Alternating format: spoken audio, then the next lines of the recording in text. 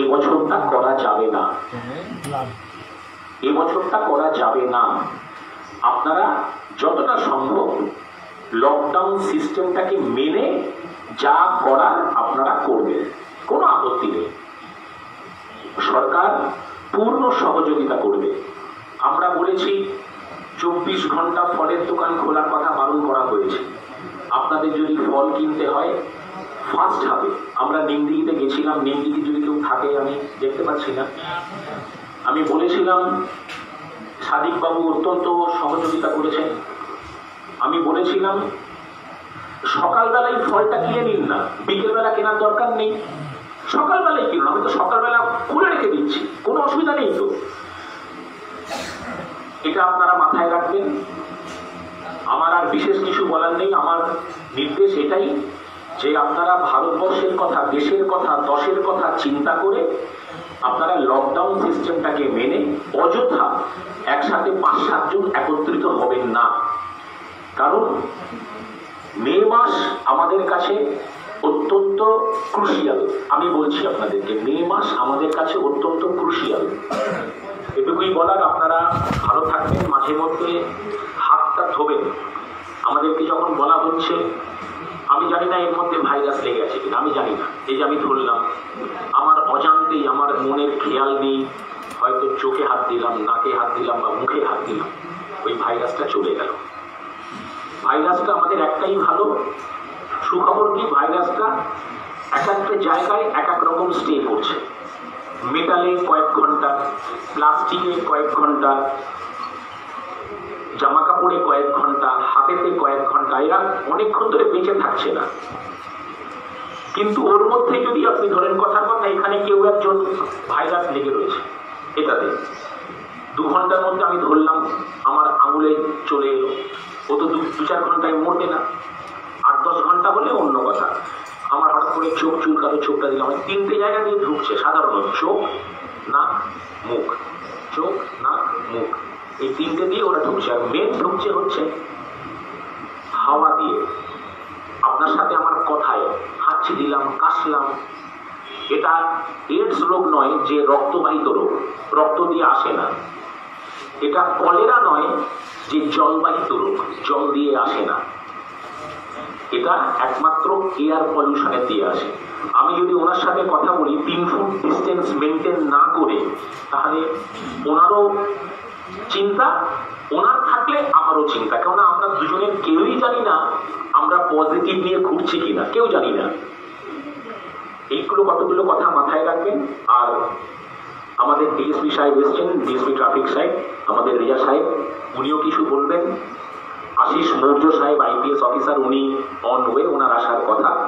আর আপনাদের থেকে আমি আশা করব আপনারা অনেক বেশি এ ব্যাপারে, আমাদের এখানে অনেকে পণ্ডিত লোক রয়েছেন, ভালো ভালো মানুষরা রয়েছেন যারা সমাজ সংস্কারক, সামাজিক লোক, উলবেরিয়ার ভালো চান, আমাদের সকলের ভালো চান।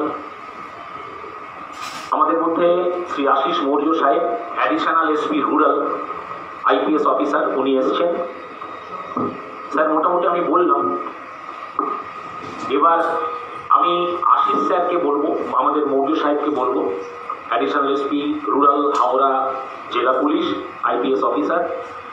স্যার আমরা এতক্ষণ আলোচনা করলাম যে আমরা যেভাবে ওনাদের সহযোগিতা পেয়েছি, শবে বরাত বলুন স্যার, বা মসজিদের নামাজের ক্ষেত্রে, আমি আইসি উলবেরে হিসেবে বলছি এটা অভূতপূর্ব সহযোগিতা পেয়েছি। ওদের স্যার, ওনাদের স্যার 11:30 ছেড়ে দিতে হবে। আজকে একটা পবিত্র দিন, আজকে ওদের জুম্মা নামাজ। আমি স্যার সেই জন্য বেশি কথা বলছি না। ওনারা খুব সহযোগিতা করেছেন, মানে এ টু জেড। আমি আলাদা করে স্যার নাম নিচ্ছি না, আমি সবার তো নাম জানি না, কয়েকজন ভীষণভাবে আমাদেরকে হেল্প করেছেন স্যার। আর এটা আমি আমাদের তরফ থেকে, সরকারের তরফ থেকে ওনাদেরকে রিকোয়েস্ট রেখেছি, অনুরোধ, এটা আমাদের অনুরোধ, রিকোয়েস্ট রেখেছি। ফোর্থকামিং যে আমাদের পবিত্র অনুষ্ঠান আসতে চলেছে, সেটাতেও আপনারা যে সহযোগিতা এতক্ষণ করে এসছেন, আপনারা দেশের স্বার্থে, দশের স্বার্থে সেই সহযোগিতার হাতটা আপনারা বাড়িয়ে দেবেন, এটাই আমাদের থেকে কাম্য। আমি স্যার এটাই বলেছি। স্যার আপনি যদি কিছু বলতে চান, যদি বলতে চান আপনি বলুন স্যার। আপনি এনারা 2-1 জন বলবেন স্যার, তাহলে বুঝতে পারবেন। নমস্কার, একটু দেরি হলো, ক্ষমা করবেন আপনারা, অনেকক্ষণ বসে আছেন।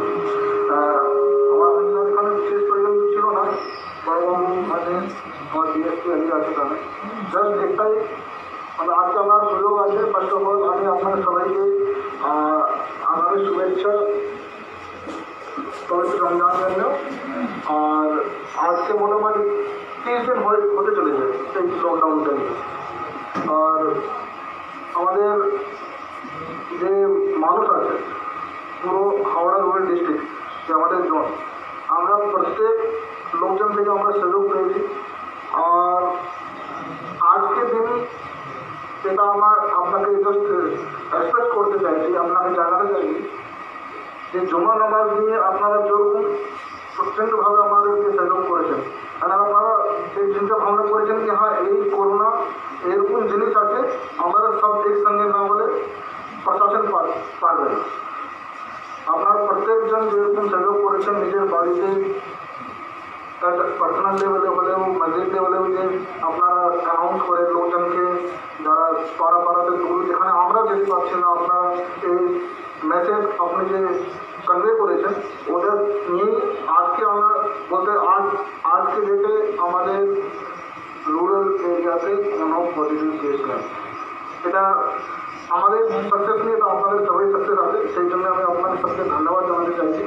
আর আশা করবো যতদিন ধরে আর কন্টিনিউ চলবে। ডক্টররা সায়েন্টিস্টরা ওরা তো আছেই, ওরা ওষুধগুলো খুঁজছে, কিন্তু তাদের সেবার জন্য গভর্নমেন্টের সেবার জন্য আমি আর সহযোগ অনুরোধ করবো। এটা বলেই আমি আমাদের শিক্ষা দেবো না। ধন্যবাদ আপনার সবাইকে, আপনারা সবাই এখানে এসেছেন এই শর্ট টাইম নিয়ে। আজকে যদি আপনার কিছুক্ষণ পরে নামাজের টাইম আছে, পবিত্র জুম্মা নামাজ হবে, ঠিক আছে? ধন্যবাদ আপনার সবাইকে, থ্যাংক ইউ। স্যারকে ধন্যবাদ। স্যার আপনি যদি কিছু ব্যাপারে বলতে চান তাহলে আমাদের আলী রেজা সাহেব, DSP traffic, Howrah rural district, সংক্ষেপে বলুন। সবাইকে আসসালামু আলাইকুম। আজকে তো শুক্রবার আছে, যদি শুক্রবার থাকলে তো আমরা সবাই কমিউনিকেশন নামাজ পড়ি জামাত করে, কিন্তু এখন যা করোনা চলেছে পুরো পৃথিবীতে নিয়ার অ্যাবাউট 26 লাখ 26 লক্ষ লোক অ্যাফেক্টেড হয়েছে পজিটিভ। আর গভর্নমেন্ট ডেটা হয়েছে যে 2 লাখ লোক যখন 2 লাখ মারা গেছে। আর ইন্ডিয়াতে 21,000 পর্যন্ত 21,000 অ্যাফেক্টেড হয়েছে, আর 680,700 মারা গেছে। তো আপনারা জানেন কত মানে কম কি আছে, ডেঞ্জারাস ভাইরাস। এর তো এখনো কোনো বেরোয়নি ভ্যাকসিন। তো গভর্নমেন্টের যা গাইডলাইন্স আছে ওটা মেনে চলবেন। আর আমাদের জীবন থাকলে তো আমরা পুরো জামাত করে পড়তে পারি। আর রমজান তো কাল থেকে স্টার্ট হচ্ছে, এখান থেকে রমজানের মোবারক আপনাদেরকে। আর রোজা যেরকম রাখছি ওরকম রোজা তো রাখবো, আমরা নামাজ বাড়িতে পড়বো, জামাত করে পড়বো না। আর সালাতুল তারাবি তো হবে না, কিন্তু সূরা তারাবি তো অবশ্যই হবে বাড়িতে। সেই জন্য আপনারা সূরা তারাবি পড়বেন, আমরাও পড়ি বাড়িতে, ঠিক আছে? তো এইসব যা গভর্নমেন্টের গাইডলাইন্স সেটা মেনে চলবেন। আর ডিস্টেন্সটা মেনটেন করে, সোশ্যাল ডিস্টেন্সিং বলি, হ্যান্ড স্যানিটাইজার নিয়ে হাতটা স্যানিটাইজ করে থাকবেন, বেশি লোকদের সাথে মিশবেন না, বাড়িতে থাকার চেষ্টা করবেন, বাইরেও তো বেরোবেন না। আর এই ডিজিজে, এই করোনা ভাইরাসে নিজে জানতে পারে না কে অ্যাফেক্টেড আছে। 80% কেস এরকম হয়েছে কি নিজে জানে না আমার হয়েছে, কিন্তু ওর সাথে যা বাড়িতে আছে সবাই এফেক্টেড হয়েছে। সেই জন্য ভ্যাকসিনের জ্বর আসছে, মাঝে মাঝে জ্বরও আসবে না, শ্বাসও কষ্ট হবে না, কিন্তু নিজেরা থাকবে বলতে।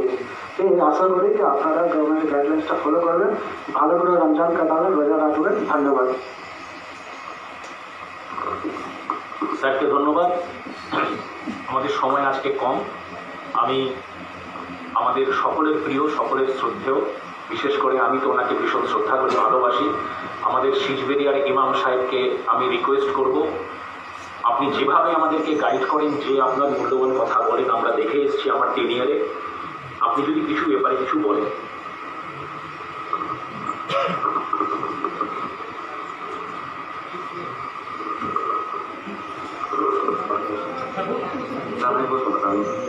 আসসালামু আলাইকুম ওয়া রাহমাতুল্লাহ। এতক্ষণ ধরে আমরা খুব গুরুত্বপূর্ণ কথা শুনছিলাম যে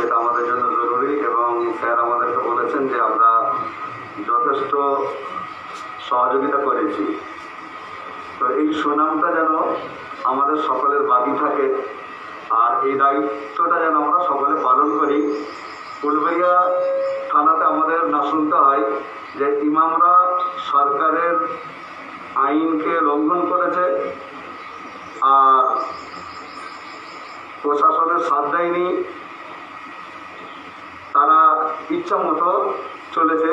এটা আমাদের জন্য খুব দুঃখজনক ব্যাপার হবে।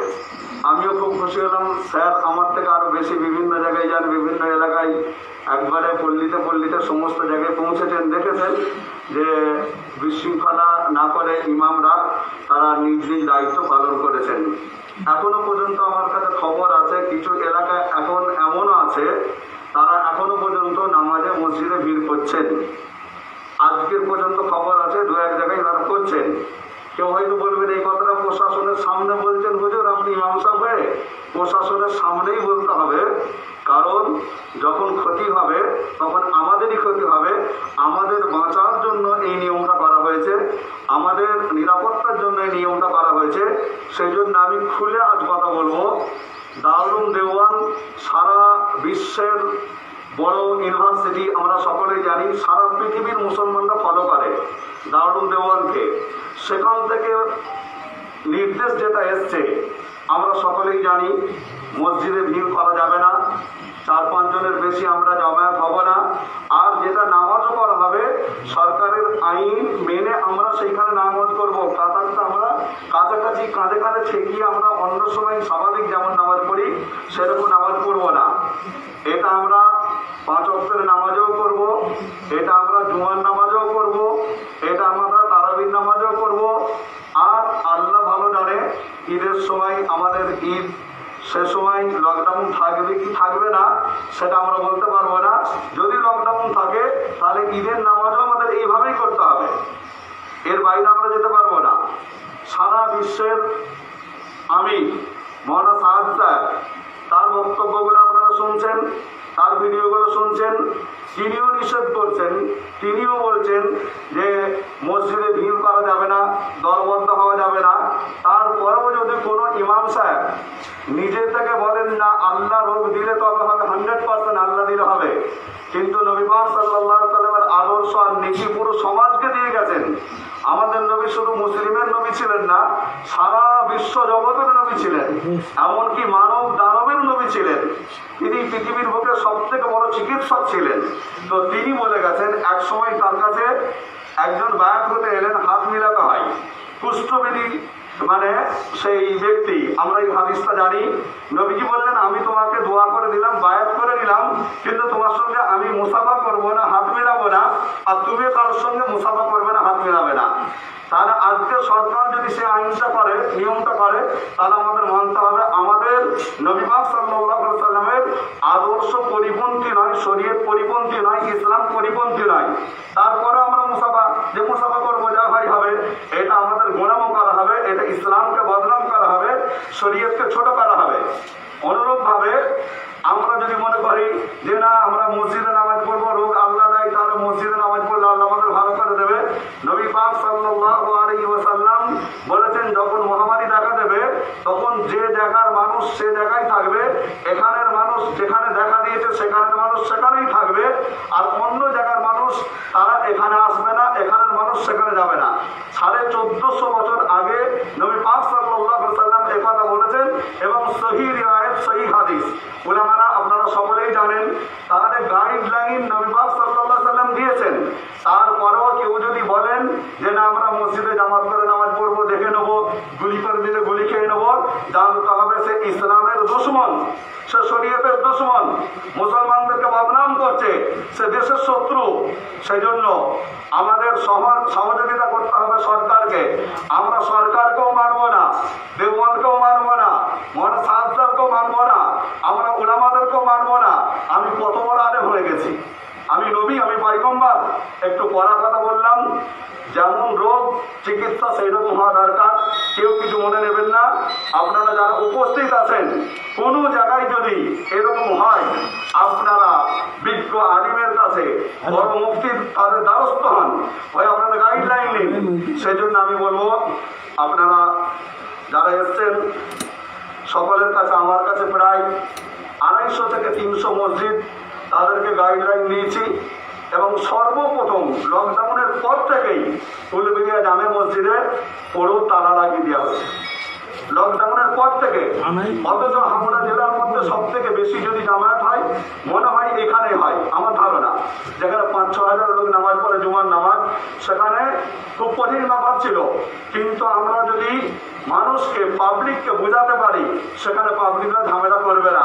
অনেকেই বলেছে সিজিবাড়িয়া মসজিদের ইমাম সাহেব মোদী সরকারের কাছ থেকে টাকা পাই, তার দালালি করছে। তার উত্তর আমি দিয়েছিলাম, এটা মোদী সরকার মুসলমানদের জন্য যদি করতো তারা আমরা মানতাম না। সমস্ত জাতির জন্য, সমস্ত ধর্মের জন্য। কেন?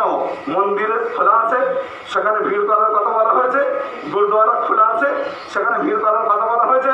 এটা কারোর দালালি নয়, এটা আমাদের সুরক্ষা, এর মধ্যেই আছে আমাদের নিরাপত্তা, এর মধ্যেই আমাদের আছে সফলতা। সেই জন্য আমি সময় বেশি নেব না।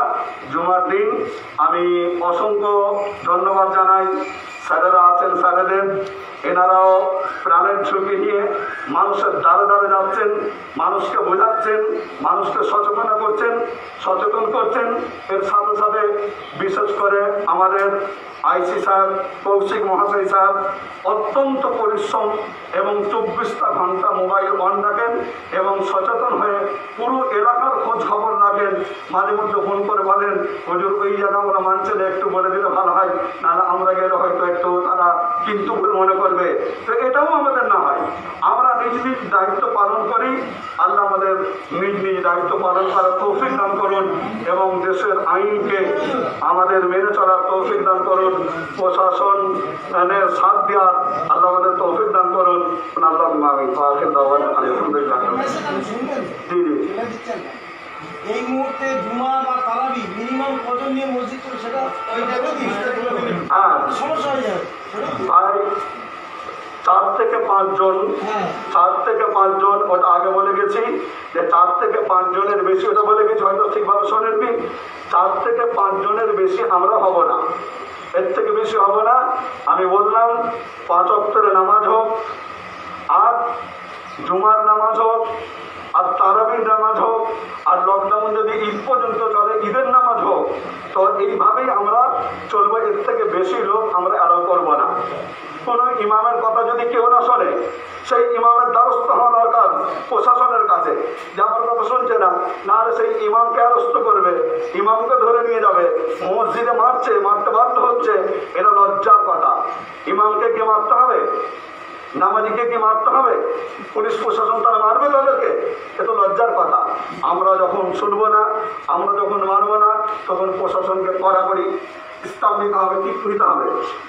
তাদেরকে বাধ্য হয়ে সেগুলো করছে। তো আমাদের এখানে সেই ঘটনা ঘটেনি। স্যার সেটা বললেন যে আমরা পরিপূর্ণ সহযোগিতা করেছি।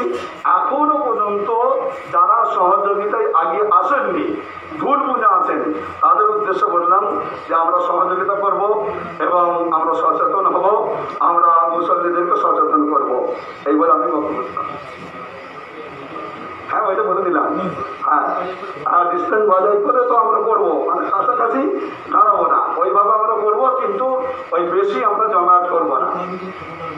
4 থেকে 5 জনের মধ্যে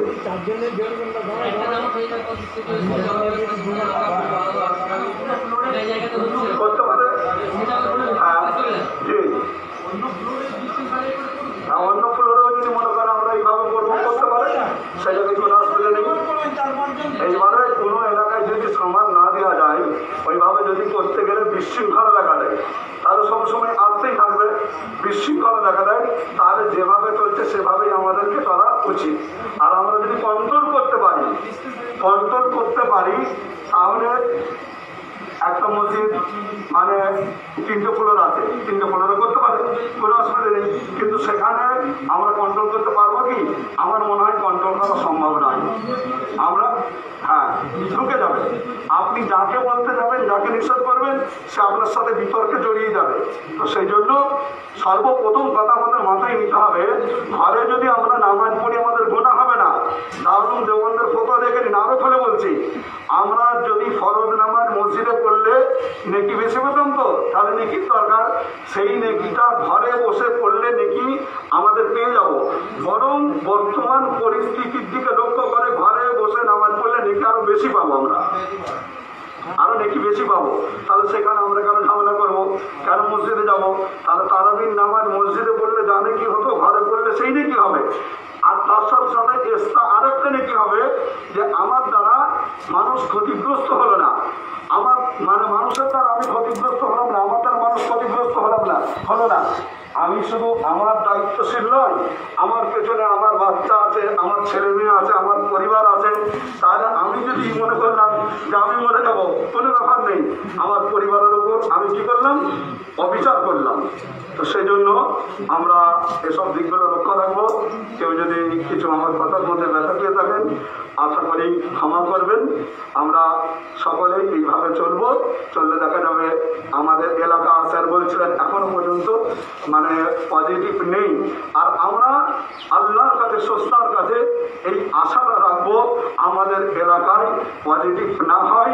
আমরা তার জন্য যেমন চেষ্টাও করছি, স্রষ্টাকেও বলবো যে আমাদের এলাকা যেন সুস্থ সবল থাকে এবং সারা বিশ্ব মানবদের জন্য আমরা প্রার্থনা করবো স্রষ্টার কাছে যারা আক্রান্ত হয়েছে তারা যেন সুস্থ হয় এবং এই আক্রান্ত থেকে মানুষ যেন মুক্তি পায়। এই বলে আমি আমার বক্তব্য শেষ করলাম।